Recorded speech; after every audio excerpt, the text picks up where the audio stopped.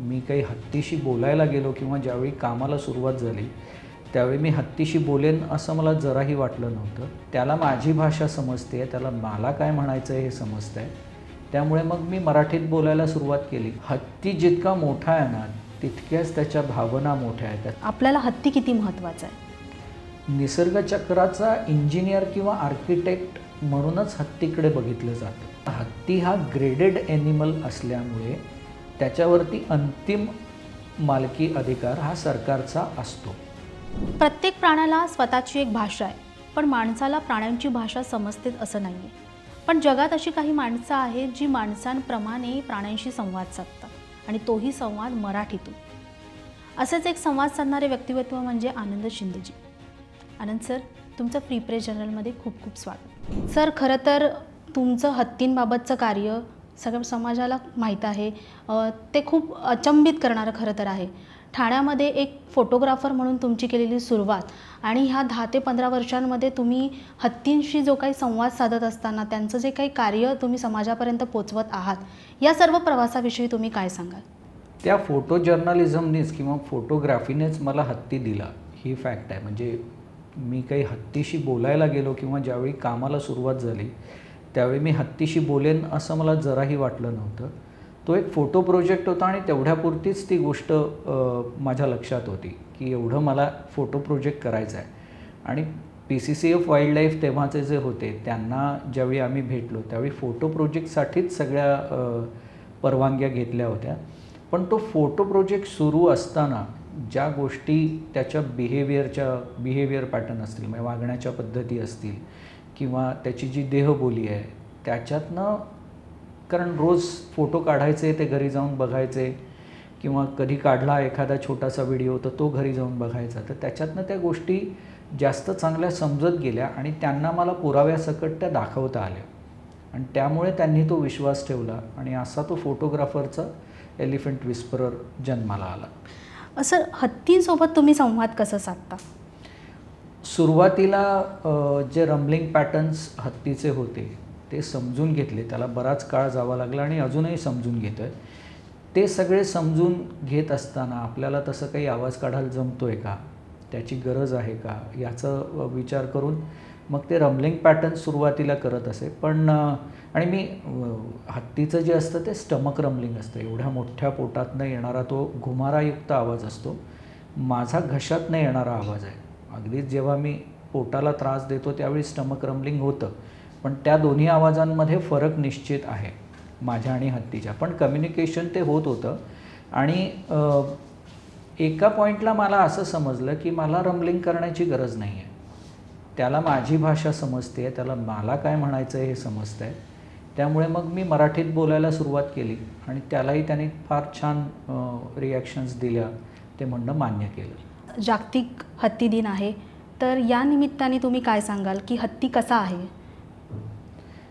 हत्ती जितका मोठा आहे ना तितक्याच त्याच्या भावना मोठ्या आहेत, त्याचं दुःख मोठं आहे, त्याचा आनंद मोठा आहे. सगळं ते त्याच्या आकारात आहे आणि ते तुम्ही समजून घेतलं पाहिजे. निसर्गामध्ये त्याचं जे स्थान आहे ते इतर प्राण्यांपेक्षा फार वरचं आहे. म्हणजे ज्यावेळी वाघ जंगलात असतो त्यावेळी आपण असं म्हणतो की जंगलातले सगळे प्राणी सुदृढ आहेत. पण ज्यावेळी हत्ती जंगलात असतो त्यावेळी आपण असं ठामपणे म्हणू शकतो की त्याचं निसर्ग चक्र सुदृढ आहे. पण माणसाने त्याच्यामध्ये जे इंटरफिअर केलेलं आहे जंगलामध्ये त्याच्यातनंही कसं बाहेर पडावं याच्यासाठी हत्तीचं असा स्वतःचा स्ट्रगल आहे. आणि तो आम्ही गेले इतकी वर्ष जे काही अभ्यास करतो आहे, काम करतो आहे, त्याच्यावरनं ते लक्षात येतं की त्याचा तो स्ट्रगल माणसामुळे वाढतो आहे. तर तो माणसामुळे वाढू नये ह्याच्यासाठी माणूस म्हणून आम्ही आमचे प्रयत्न सतत करतो. पण हत्ती इतकं भव्य दिव्य असं काहीच नाही आहे. सर, जगात हत्तींच्या किती प्रजाती आहेत आणि कोणत्या देशांमध्ये त्या सर्वाधिक आढळतात? तुम्हाला अगदी इतिहासापासून सांगायचं झालं तर 11 प्रजाती होत्या. त्या कमी होत होत आता 2 प्रजाती हत्तीच्या बाकी आहेत. त्याच्यामध्ये आशियाई हत्ती आणि आफ्रिकी हत्ती अशा 2 त्या प्रजाती आहेत. आफ्रिकी हत्तीमध्ये गवताळ प्रदेशात राहणारे सवाना एलिफंट्स, त्याच्यानंतर जंगलात राहणारे फॉरेस्ट एलिफंट्स आणि काही कारणामुळे मानवी वस्ती वाढल्यामुळे वाळवंटात अडकलेले किंवा वाळवंटात राहणारे असे डेझर्ट एलिफंट आहेत, पण त्यांना अजून पूर्ण मान्यता नाही आहे. पण डेझर्ट एलिफंटचे आपल्याला फुटेजेस किंवा जर तुम्ही त्या परिसरात गेलात तर ते बघायला आपल्याला मिळतात. आणि आपल्या आशियाई हत्तींमध्ये साधारणपणे 6 प्रजाती होत्या, 6 उपजाती होत्या. आणि त्या 6 उपजातींमध्ये 3 आता संपलेल्या आहेत आणि 3 ज्या बाकी आहेत त्या भारतीय हत्ती, इंडियन एलिफंट, श्रीलंकन एलिफंट आणि बोर्निओ एलिफंट, अशा त्या 3 जाती आहेत. सर, एलिफंट विस्परर म्हणून हा प्रवास सुरू असताना किंवा हा प्रवास सुरू होण्याआधी सर्वात आधी कोणत्या हत्तीसोबत तुमची मैत्री झाली?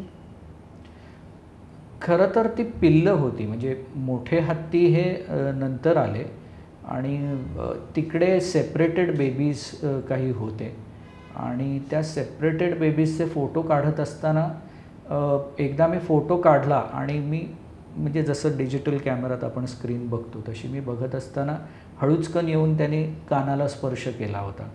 तर तिकडनं त्या बेबी एलिफंट्सबरोबर सुरुवात झाली कामाची, किंवा त्या बेबी एलिफंट्सबरोबर खऱ्या अर्थाने हत्ती विश्वात मी पाऊल ठेवलं. पण हत्तींमधली ती एक प्रेमळ भावना याविषयी काय सांगाल?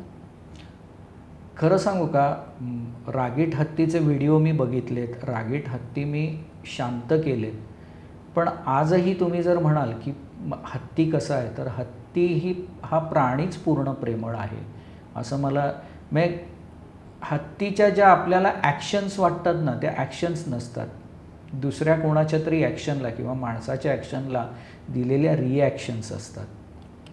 त्यामुळे हत्ती स्वतःहून जाऊन उगाच कोणाला तरी ठार मारतोय असं नाही. तो मांसाहारी नसल्यामुळे खाण्यासाठीही तो कोणाला मारत नाही. त्याला त्याचं जंगल सुदृढ मिळालं, त्याला सुरक्षित घर मिळालं की तो त्या घरात राहायला बघतो आणि त्याला ते आवडतं. त्याला शेतात यायलाही फार त्याची इच्छा नसते. पण जर जंगलात खायलाच काही नाही, एडिबल फॉरेस्ट असं जे म्हटलं जातं, ते एडिबल फॉरेस्ट नसेल तर पोट भरण्यासाठी त्याला बाहेर शेतात यावं लागतं. आपण जसं इथे आपल्याला ठाण्यात नाही आवडला एखादा जॉब तर आपण मुंबईत येतो, मुंबईत असं वाटलं दिल्लीत जास्त चांगलं आहे तर आपण दिल्लीत जातो, दिल्लीपेक्षा एखादा लंडनचा आवडतो मग आपण लंडनला जातो. हे स्थलांतर आपण करतो ते पोटासाठीच करतो. तसंच ते जंगलातनं बाहेर आत्ता येत आहेत, ते जंगल सुदृढ नसल्यामुळे किंवा एडिबल फॉरेस्ट कमी झाल्यामुळे ते बाहेर येऊन खातात. सर, याच्यामध्ये एक महत्त्वाची गोष्ट विचारायची की हत्ती भावनाशील आहे किंवा तुम्ही जसं म्हणालात की समोरच्याचे जसे रिॲक्शन्स असतात तसा तो रिॲक्शन असतो, तर तसंच एक हत्ती खरंच रडतात का? हत्ती रडतात, त्यांचे डोळे भरून नक्की येतात, पण कंटिन्युअस असे जे डोळ्यातनं त्यांच्या पाणी, आपल्याला जसा घाम येतो ना तसा हत्तीला घाम येत नाही, त्याला घर्मरंध्र नसतात. त्यामुळे त्यांचे सोंडेचं टीप हे सदैव ओलं असतं आणि डोळ्यातनं आपल्याला सदैव मध्ये मध्ये पाणी येताना आढळतं. पण जेव्हा भावनाविवश होतो हत्ती तेव्हा त्याच्या देहबोलीतूनही दिसतं आणि त्याचे डोळे भरून आलेले तुम्हाला लक्षात येतात. पण ते माणूस जसा ढसाढसा रडतो तसा हत्ती ढसाढसा नाही रडत, त्याचे डोळे भरून आलेले आपल्याला नक्की जाणवतात.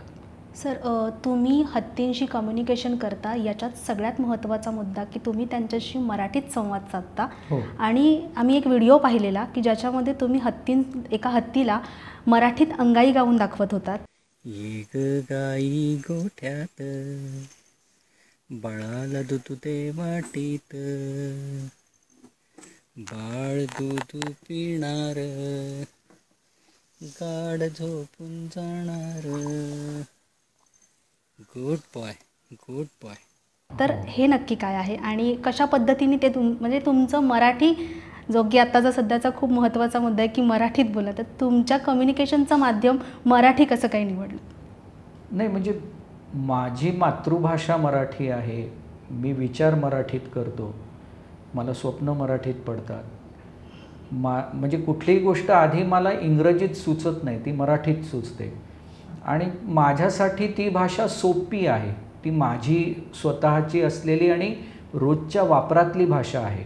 त्यामुळे त्या भाषेत बोलणं मला जास्त कम्फर्ट लेवल आपण ज्याला म्हणतो ना, की मला या भाषेत बोलणं मला बरं वाटतं किंवा सोपं पडतं, म्हणून मी मराठीत बोलत असे. आणि मला तेव्हा कळलं की त्यांना तुमचे शब्द फार कमी कळतात, त्यांना कळतात त्या तुमच्या भावना, त्यांना कळतात ते तुमचा जो बोलण्याचा हेल असतो तुमचा, तो हेल म्हणजे ज्याला आपण टोन म्हणतो, तो टोन त्यांना समजत असतो. आणि तुमचे व्हायब्रेशन्स जे कंपनं तुमच्या शरीरातनं जी निघत असतात ती कंपनं त्यांना समजत असतात. म्हणजे अगदीच तुम्हाला सांगायचं झालं तर कोणाला कळू नये असं जर मला वाटत असेल तर मी एखाद्या कुठली अस्तित्वात नसलेल्या भाषेतसुद्धा त्यांच्याशी संवाद साधून त्यांना काही गोष्टी सांगतो आणि त्या त्यांना कळतात. हा मला एक 5-6 वेळा आलेला अनुभव आहे. किंवा लोकांना मी काय म्हणतो आहे हे ज्यावेळी मला असं वाटतं की नाही ती गोष्ट माझ्यापर्यंतच असावी, त्यावेळी मी आवाज काढून रंबल करतो आणि ती गोष्ट तिथपर्यंत पोचवण्याचा प्रयत्न करतो आणि त्यालाही ते रिॲक्ट होतात. सर, अलीकडच्या काळात आपण बघितलं की हत्ती लोकवस्तीत येऊन आक्रमण करतात, तर याविषयी तुम्ही काय सांगाल? तेच आहे की जर त्यांना त्यांचं घर सुदृढ मिळालं नाही तरच त्यांना लोकवस्तीत यावं लागतं. आणि आक्रमण ते करत नाहीत. आक्रमण करणं म्हणजे तुमची काय म्हणणार आपण, तुम्ही उभे राहू नये ह्याच्याकरता एखादी गोष्ट करणं, ह्याला आक्रमण करून ती गोष्ट संपवणं म्हणतो. ते येतात, शेतातच येतात, ते जाऊन कोणाचं घर पाडत नाहीत. गावातनं जरी चालत गेले तरी कोणाच्या उगाच सायकल उचलून फेकली असं होत नाही. आणि त्यांचं ठराविक वेळ असते, त्या वेळेत ते येऊन जायला बघत असतात. तर ते आक्रमण हे त्यांचं घर उद्ध्वस्त करणाऱ्यांनी केलेलं आहे आणि म्हणून त्यांना पर्याय नसल्यामुळे बाहेर यायला लागतं आहे.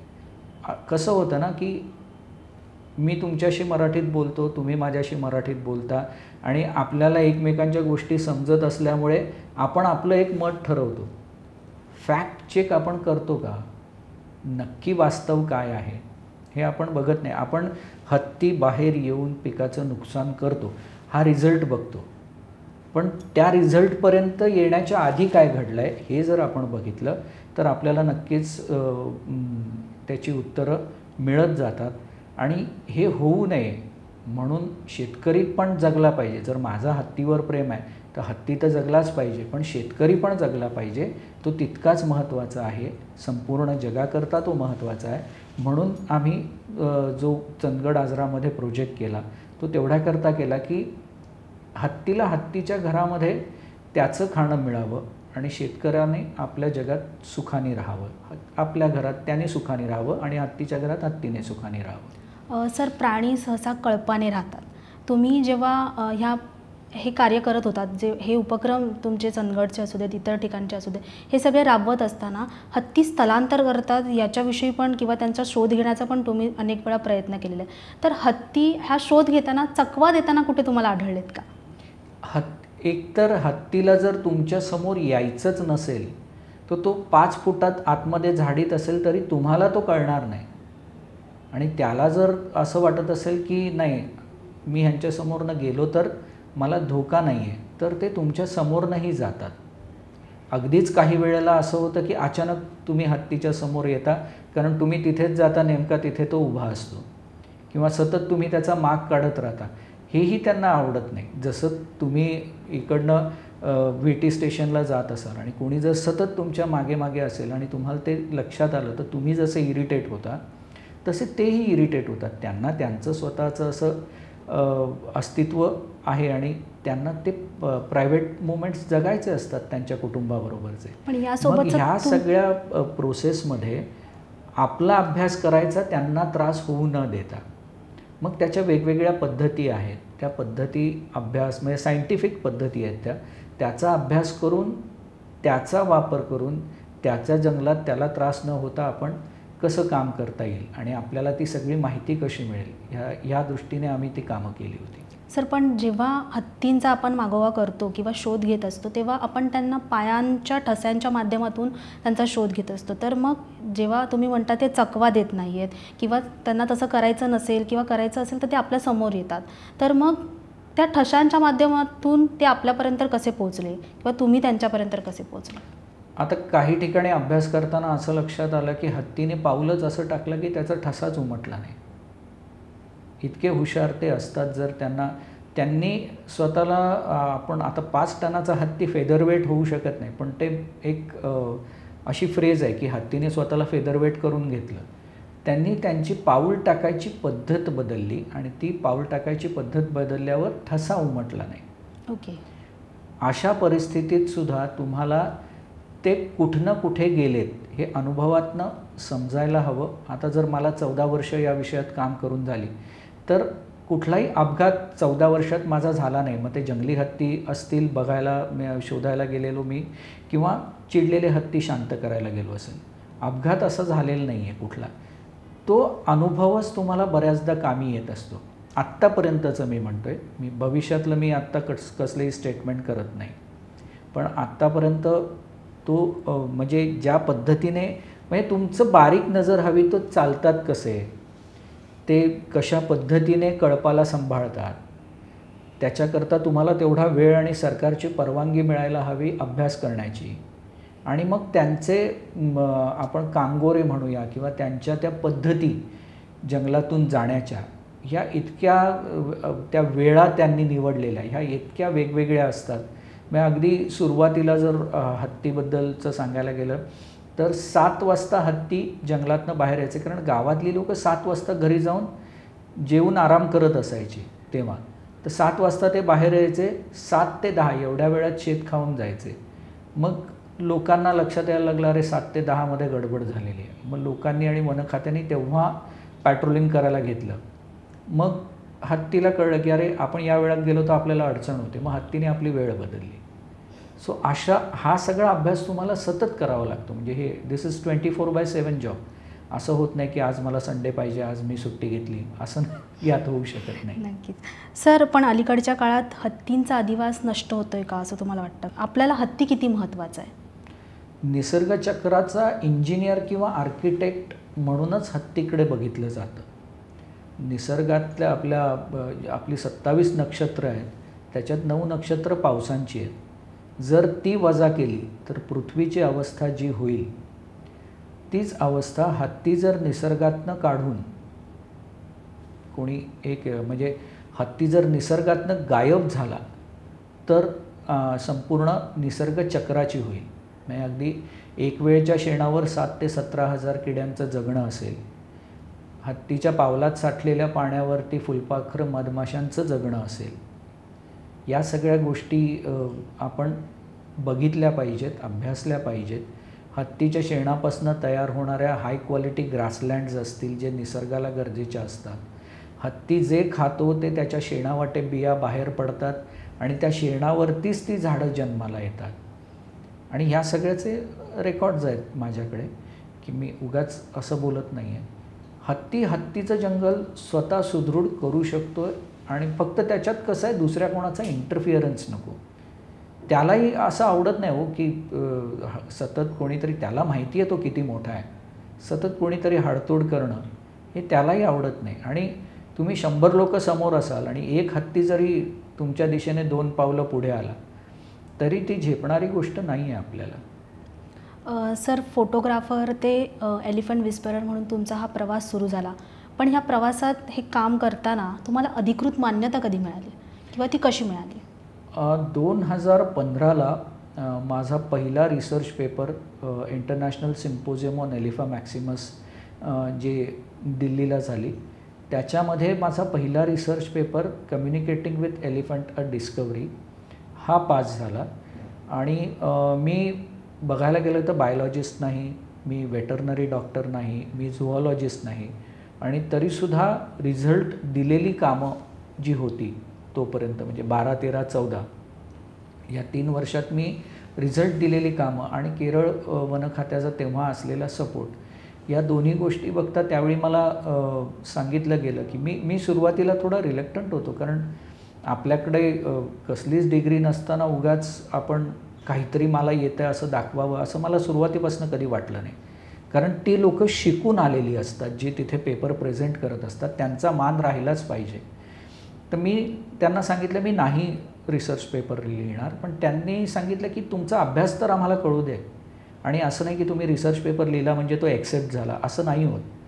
एक तज्ज्ञ कमिटी असते आणि ती कमिटी तो अभ्यास तपासून मग त्याला मान्यता देत असते. पण माझा तो पहिलाच रिसर्च पेपर तेव्हा ॲक्सेप्ट झाला आणि लीड पेपरमध्ये कंपॅडियममध्ये त्यावेळी छापून आला. आणि आत्ता मे महिन्यामध्ये माझा दुसरा रिसर्च पेपर म्हणजे तो होता जो आम्ही कॉरिडोर रिस्टोर केला, तो रिस्टोर केल्याने कसा सकारात्मक फरक पडू शकतो आणि नॉन ॲग्रेसिव्ह अप्रोच आपण हत्तीबरोबर ठेवल्यावर हत्तीही किती चांगला वागू शकतो जंगली असला तरी, या विषयावरती होता. तर तो दुसरा रिसर्च पेपर आत्ता ॲक्सेप्ट झाला इंटरनॅशनल काँग्रेस ऑन केरला स्टडीजमध्ये. ओके सर, तुम्ही जे उपक्रम राबवलेत त्या उपक्रमांविषयी काय सांगाल, आणि त्या उपक्रमांमध्ये सहभागी व्हायचं असेल तर कशा प्रकारे तुमच्यापर्यंत पोहोचू शकतात? आमचं इंस्टाग्राम पेज आहे, त्या पेजच्या माध्यमातून तुम्ही आमच्या संपर्कात येऊ शकता. वेबसाईटवरनं तुम्ही संपर्कात येऊ शकता, ईमेल करू शकता. trunkcallfoundation@gmail.com इथे ईमेल करू शकता आणि ती माहिती आमच्याकडनं घेऊ शकता किंवा याच्यात सहभागी होऊ शकता. आता सहभागी होताना एक अट आहे की आमचे ट्रस्टी जे आहेत त्याच्यापैकी 3च लोकांनी आत्तापर्यंत फील्डवरती आल्यावर हत्ती बघितलेला आहे आणि ते कामासाठी फील्डवर आले होते. या हेतूने येऊ नका की फील्डवर आलात तर तुम्हाला हत्ती दिसेल, मी कसा बोलतो किंवा मी काय करतो हे तुम्हाला बघायला मिळेल. त्यासाठी तुम्हाला फील्डवरती येता येणार नाही, कारण तुम्हाला त्या संदर्भातलं ट्रेनिंग नसेल. पण जे कॉरिडोर रेस्टोरेशन होतं त्याच्यासाठी तुम्ही येऊ शकता. इतर काही कार्यक्रम आणखीन असतात, त्या कार्यक्रमामध्ये तुम्ही सहभागी होऊ शकता. समजा टीम वाढवायची झाली या आमची, त्यावेळी नक्की सांगितलं जाईल किंवा सिलेक्ट केलं जाईल लोकांना जे फील्डवरती काम करू शकतात. पण आमचा नियमच असा आहे की छोट्यात छोटी टीम घेऊन काम करावं, कारण आत्तापर्यंत सुदैवाने कुठलाही अपघात झालेला नाही आहे. पण दुर्दैवाने समजा कोणा दुसऱ्यामुळे किंवा आमच्या किंवा कुठल्याही पद्धतीच्या मानवी चुकीमुळे जर कुठला अपघात झाला तर कमीत कमी नुकसान असेल. त्यामुळे आमची टीम अतिशय छोटी असते, पण आत्तापर्यंत हत्तीसमोर सगळे रिझल्ट देणारी टीम म्हणून ती काम करते. सर, तुमच्या माध्यमातून एक तर नक्कीच कळालं की हत्ती जितका मोठा आहे तितकाच तो मनाने पण मोठा आहे, तो तितकाच प्रेमळ पण आहे आणि तुमचं कामही त्याच्यासाठी तितकंच धडपड करणारं आहे. ते कष्टाचं अतिशय काम आहे आणि तुमच्या माध्यमातून जास्तीत जास्त लोकांनी कनेक्ट होऊन हत्तीची सेवा म्हणूयात किंवा हत्तीपर्यंत पोहोचावं, त्याचं जतन करण्यासाठी पोहोचावं.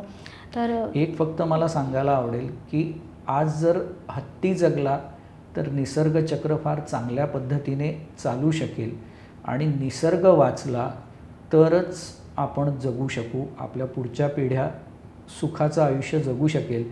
नाहीतर आत्ता जसा पावसामध्ये झालेला बदल आहे किंवा उन्हाळा जो आपल्याला कडक जाणवतो आहे, ह्या क्लायमेट चेंजला हत्ती हे फार स्ट्रॉंग आणि वजनदार उत्तर आहे असं मी म्हणू शकतो. जगातला सगळ्यात मोठा मेंदू आणि सगळ्यात मोठं हृदय हत्तीकडे आहे. जर तुम्ही हृदयात बसलात तर हत्तीच्या आकाराचं प्रेम मिळेल, पण जर तुम्ही मेंदूत बसलात तर हत्तीच्या आकाराचा राग मिळेल. पण सर, माणसाळलेला हत्ती जेव्हा एका सर्टन जंगलात अडकतो तर तो खरंच तिथे स्टेबल राहू शकतो का? ह्यामध्ये 2 गोष्टी असतात की त्याची एक्सेप्टन्सी काय आहे. काही वेळेला तो पूर्णपणे त्या माणसांमध्ये मिसळून गेलेला असतो, मग तो असं आपलं एकदम एकटं राहणं त्याला शक्य होतं आहे का ह्याचा तो अंदाज घेतो. जर नाही झालं तर त्याचं आयुष्य कमी होतं. तो लगेच उद्याच्या उद्या गेला असं होत नाही, तो त्याचं आयुष्य कमी होतं किंवा त्याला ते वातावरण असं वाटतं की नाही हे आत्ता हत्ती असा जगतो, म्हणजे मी इतके वर्ष माणसांमध्ये होतो पण हत्ती असा जगतो, मग हे जगणं आहे आणि मग तो जगायलाही लागतो. या 2 पॉसिबिलिटीज नेहमी असतात. त्याची मानसिकता त्यावेळी कशी आहे आणि त्याची एक्सेप्टन्सी आपल्यात झालेल्या बदलाची कशी आहे ह्याच्यावर ते उत्तर अवलंबून असतं. पण जेव्हा माणसाळलेला हत्ती एखाद्या सर्टन जंगलात येतो, पुन्हा जंगलातून पुन्हा माणसात येतो, तर त्याच्या एका मेंदूशी आपण खेळतोय असं वाटत नाही का, किंवा त्याच्या मानसिकतेशी आपण खेळतोय असं वाटत नाही का? आता तो निर्णय कोण घेतं ह्याच्यावरती त्या गोष्टी जास्त अवलंबून असतात. जर सरकारला ते योग्य वाटतं आहे, कारण कुठल्याही हत्तीचे मालक हे सरकार असतं. ते म्हणजे आज माझ्याकडे एखादा हत्ती आला तरीसुद्धा मी तो केअरटेकर म्हणूनच सांभाळायचा असतो आणि जेव्हा सरकार माझ्याकडनं तो हत्ती मागून घेईल त्यावेळी मला द्यावाच लागतो, कारण हत्ती हे सरकारच्या मालकीचे असतात, जरी तुमच्याकडे कितीही कागद असले तरी. त्यामुळे जर सरकारला ते करणं योग्य वाटतं. काही वेळेला असं होतं की एखादं जंगल सुदृढ करण्याकरता एखाद्या हत्तीचं रिलोकेशन केलं जातं, एखाद्या कळपाचं रिलोकेशन केलं जातं आणि तो निर्णय सरकारला घ्यावा लागतो. म्हणजे आता ताडोबाच्या जंगलामध्ये जो गजराज हत्ती होता त्याच्याबद्दल थोडंसं भीतीचं वातावरण पसरलं होतं आणि मग त्या हत्तीला रिलोकेट करावं लागलं होतं. पण ज्यावेळी अशी एक घटना घडली की मी तो हत्तीचा कळप रिलोकेट केला आणि काही दिवसांनी फोन आला की ती जी मादी हत्तीण आहे ती परत जुन्या जागी आली. मी म्हटलं आपल्या नोंदी चेक करा, त्या नोंदींमध्ये काय येतं आहे ते बघा. आणि त्या जुन्या नोंदींमध्ये त्याच दिवशी तिचं एक बाळ वारलं होतं आणि त्या बाळाच्या आठवणीमध्ये ती परत जिथे आम्ही 18 किलोमीटर दूर जंगलात रिलोकेट केलं होतं तिकडनं ती जुन्या जागी आली. त्या बाळाच्या आठवणीत तिने 24 तास घालवले आणि पुन्हा ती आपल्या जिथे रिलोकेट केलं होतं त्या जंगलामध्ये गेली. सो त्यांच्या काही भावना असतात, त्या जागेशी त्यांचे काही निगडीत गोष्टी असतात आणि जर त्यांना तिथे यायचं असतं त्यावेळी ते नक्की येऊन जातात. हा आत्तापर्यंतचा माझा अनुभव आहे. सर, अनेक वेळा आपण बघितलं आहे की हत्तीण जेव्हा पिल्लाला जन्म देते आणि कालांतराने आपण हत्तीणीला किंवा त्या पिल्लाला म्हणजे त्या आईला आणि बाळाला वेगळं ठेवतो. काही दिवसानंतर पुन्हा ते एकत्र येतात, तेव्हा ते एकमेकांना ओळखतात की ते ओळखू शकत नसतात. त्यांचं ते हत्तीणीचं मातृत्व काय असतं? आता ह्याच्यात दोन गोष्टी आहेत की पिल्लू अगदीच लहान असताना ते कळपापासून वेगळं गेलं तर साधारण 48 तासाच्या आतमध्ये ही प्रॅक्टिस काही वर्षापूर्वी तामिळनाडूमध्ये केली गेली, केरळमध्ये केली गेली आणि ते 48 तासात जर ते पिल्लू परत कळपाकडे गेलं तर ते कळप ते स्वीकारतं किंवा काही वेळेला असा अनुभव येतं की ज्या कळपाचं ते पिल्लू आहे ते कळप स्वीकारत नाही पण दुसरा कळप स्वीकारतं. असंही अनुभव आम्हाला आलेले आहेत. आता जर पिल्लू मोठं झालं 12 वर्ष किंवा 10 वर्ष 10व्या वर्षी पण पिल्लू कळपापासनं म्हणजे नर हत्ती कळपातनं बाहेर निघून जातो. मग तो हत्ती जर कितीही वर्षांनी भेटला तर त्या हत्तीबरोबर 24 तास तो कळप घालवतो आणि नंतर 24 तासाने तो जो नर हत्ती आहे तो आपल्या दिशेने वाटेने निघून जातो आणि कळप आपल्या वाटेने निघून जातो. पण 24 तास ते त्या ठिकाणी एकत्र घालवतात. सर, हत्तींसोबतचा कोणता असा क्षण आहे जो तुम्ही एक लाईफ टाईम म्हणून सेव्ह करता?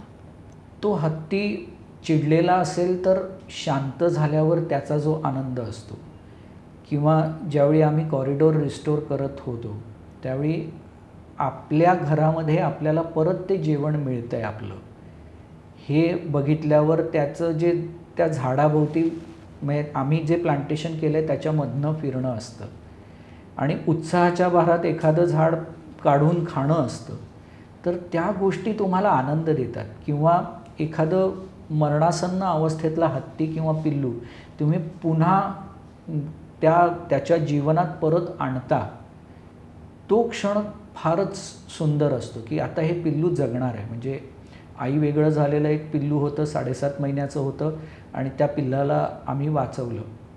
ते पूर्ण गिवअप केलेल्या अवस्थेतलं पिल्लू आम्ही वाचवलं आणि नंतर 10 वर्ष मला त्याला भेटता आलं नाही.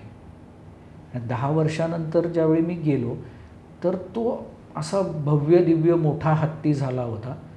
पण ज्यावेळी माझ्यासमोर आला तर ते तसंच लहान पिल्लासारखं असं सोंड हलवत आणि तसाच हात माझा पकडला जसं एवढूशा सोंडेनी पकडला होता त्यांनी आणि तशाच पद्धतीने मी त्याच्या जवळ जावं असं त्याला वाटत होतं. म्हणजे तो आकाराने वाढला आहे हे त्या क्षणी तो विसरून गेला होता.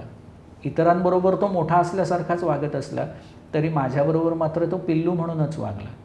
ह्या ज्या गोष्टी तुम्ही बघता, आता 10 वर्ष म्हणजे खूप मोठा काळ झाला.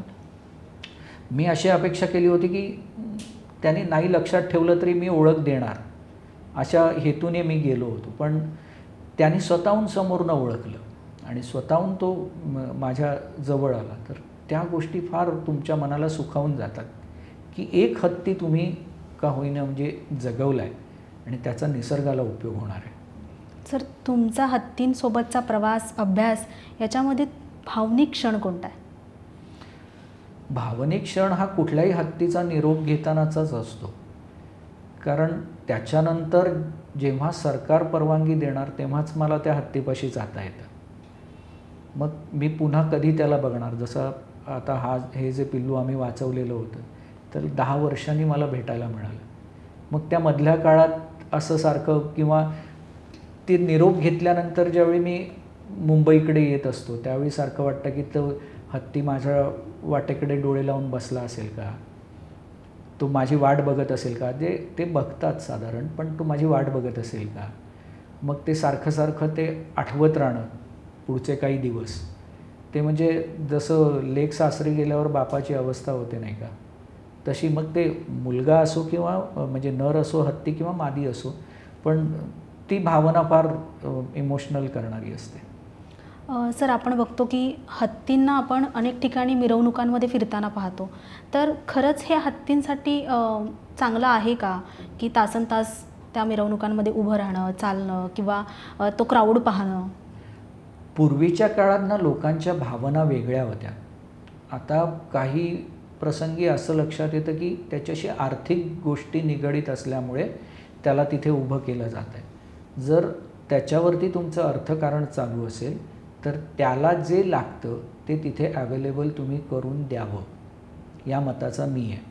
कारण एवढ्या सगळ्या गोष्टी एवढ्या मोठ्या प्रमाणात निर्णय घेऊन बदलण्याची माझी आत्ताची क्षमता नाही आहे. मग आत्ताची क्षमता काय आहे, त्याच्या हत्ती दिवसातनं 18 तास खात असेल, तुम्ही उभं केलेल्या ठिकाणी तो 6-7 तास खात असेल, 200 किलो तुम्ही दिलं तेवढं संपवत असेल, तर तो ज्यावेळी तुम्ही त्याला मिरवणुकीत नेता त्यावेळी त्याला ते अवेलेबल करून द्यायला हवं. जर देऊ शकत नसाल आणि तो चिडला तर ती चूक माणसाची आहे. कारण तुम्हाला पैसे मिळणार आहेत म्हणून तुम्ही त्याला चालवताय. त्याला पैशाशी काही देणं घेणं नाही. तुम्ही उद्या कफल्लक झालात तरी तो तुमच्यावर तेवढंच प्रेम करणार आहे जेवढं तुम्ही मर्सिडीजमधनं फिरताना बघताना तो तुमच्यावर प्रेम करतो. तो तुमच्यासाठी जगत असतो जेव्हा तो तुमच्याकडे असतो. ही गोष्ट सगळ्यांनी लक्षात घेतली पाहिजे. आणि म्हणजे मी त्याच्यात बदल तर काही करू शकत नाही, पण मला मनाला फारसं असं पट्ट अशातला भाग नाही की मिरवणुकीत.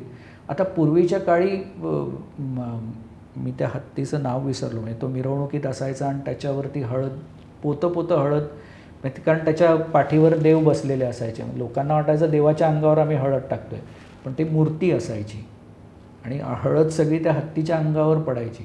पण त्याला तो सन्मान वाटत असेल, त्याने कधी चिडून कोणाला चिरडलं नव्हतं. मी त्या हत्तीचं नेमकं आत्ता नाव विसरलो. त्याने कधी कोणावरती हल्ला केला नव्हता एवढं हळद पडून किंवा एवढं त्याच्या अंगावरती जे काही पडत होतं त्याच्यावर. ते ह्या दोन्ही गोष्टी मी कुठलीही गोष्ट सांगताना 2 बाजू सांगतो, कारण त्या 2 बाजू असतात. म्हणून त्या 2 बाजू मला सांगाव्या लागतात. म्हणजे काही लोकांना वाटतं हा डबल डोलकी आहे, इकडे पण बोलतो तिकडे पण बोलतो, पण मी न्यूट्रल राहून जेवढं समजून सांगता येईल तेवढं सांगण्याचा प्रयत्न करतो. तुम्ही म्हणालात की जेवढे पण आता हत्ती आहे ते सरकारच्या माध्यमातून किंवा शासनाच्या माध्यमातून सांभाळले जातात, तर तुम्हाला असं खरंच वाटतं का तेवढी त्यांची निगा राखली जाते? नाही, सगळे हत्ती सरकारच्या माध्यमातून सांभाळले जातात असं नाही. प्रायव्हेट ओनर्स आहेत, पण हत्ती हा ग्रेडेड ॲनिमल असल्यामुळे त्याच्यावरती अंतिम मालकी अधिकार हा सरकारचा असतो. ह्या गोष्टी अतिशय महत्त्वाच्या आहेत. आणि जिथे ज्यांना जशा पद्धतीने फॅसिलिटीज अवेलेबल होतात तशा पद्धतीने हत्ती, आता कोणालाही बदनाम व्हायचं नाही हो की हा चांगला सांभाळतो तो चांगला सांभाळत नाही, महाराष्ट्रात काळजी घेतली जात नाही, केरळला घेतली जाते, असं नाही. ज्यांना जितक्या, आता हत्तीचं काही सेंटरच एवढ्या रिमोट लोकेशन्सना असतात की तिथे त्या फॅसिलिटी पोहोचवणं हा एक त्रासदायक प्रकार असू शकतो. पण जेवढं सरकारला किंवा जेवढं त्या अधिकाऱ्यांना किंवा तिकडे काम करणाऱ्या लोकांना जेवढं जमतं तेवढं, कारण त्यांचा उदरनिर्वाह, हत्ती सांभाळणाऱ्यांचा उदरनिर्वाह हत्तीवरतीच चालू आहे, त्यामुळे ते तितक्याच प्रेमाने त्यांना सांभाळायला बघतात. सर, आपल्याकडे महाराष्ट्रात सुद्धा किंवा भारतामध्ये हत्ती म्हणजे गणेशाचं रूप किंवा गणपतीचं रूप म्हणून आपण ओळखतो. तर जेव्हा हत्ती सोंडेने एखाद्या समोरच्या लहान मुलावरती किंवा मोठ्यांवरती किंवा माणसावरती आशीर्वाद देतो सोंडेने, तो खरंच म्हणजे त्याच्या भावना काय असतात आणि आपण त्याला जे आशीर्वाद म्हणून समजतो, तर ह्याविषयी काय सांगाल? आपण आशीर्वाद म्हणून घ्या, तो ट्रेनिंगचा भाग म्हणून तुमच्या डोक्यावर सोंड ठेवेल. हत्तीला ज्यावेळी आशीर्वाद द्यायचे असतात त्यावेळी तो म्हणजे त्याला त्रास न देणाऱ्याला मनापासून आशीर्वाद देत असतो. त्याच्याकरता सोंड डोक्यावर ठेवायची काही गरज नसते. त्या भावना तुम्ही समजून घ्या. आता त्याने डोक्यावरती सोंड ठेवल्यावरती तुम्ही माहुताला पैसे देता ना, व्यवहार असतो तो. मला आजही असं वाटत नाही की त्यांनी मी गेल्यावर ज्यावेळी फोटो प्रोजेक्ट करत होतो त्यावेळी मला पण त्यांनी सांगितलं की तुमच्या डोक्यावर सोंड ठेवून हत्ती आशीर्वाद देईल म्हणून. आणि त्यावेळी मी पण वेडासारखं डोक्यावर सोंड ठेवून घेतली होती. आणि त्याच्यानंतर माऊत म्हणाला, त्यांनी आशीर्वाद दिला, आता मला काहीतरी द्या म्हणून. त्याच्यानंतर मी कुठल्याच हत्तीपुढे, मी आजपर्यंत हत्तीच्या पाठीवर बसलेलो नाही. आजपर्यंत मी म्हणजे जो पहिला प्रकार घडला त्याच्यानंतर हत्ती. आणि त्या फोटोमध्ये जर तुम्ही बघाल तर माझी बॉडी लँग्वेज ही मी लांबच असावं हीच होती. किंवा आत्ताही आम्ही हत्तीबरोबर काम करताना सारखं त्याला स्पर्श करणं या गोष्टी करत नाही आम्ही. कारण त्याला जेव्हा वाटतं तेव्हा तो स्वतःहून तुम्हाला स्पर्श करतो आणि तोच आशीर्वाद असतो. सर, तुमच्या या कार्यासाठी आमच्या खूप खूप शुभेच्छा. आणि तुम्ही फ्री प्रेस जनरलला आणि नवशक्तीला आजचा जो काही वेळ दिलात त्यासाठी खरंच खूप धन्यवाद. आणि सगळ्यात महत्त्वाचं म्हणजे तुमचं हे कार्य, तुमची माहिती लोकांपर्यंत जास्तीत जास्त पोचून हत्ती संवर्धनाचं काम जास्तीत जास्त होईल हीच अपेक्षा व्यक्त करते. धन्यवाद. मनपूर्वक आभार.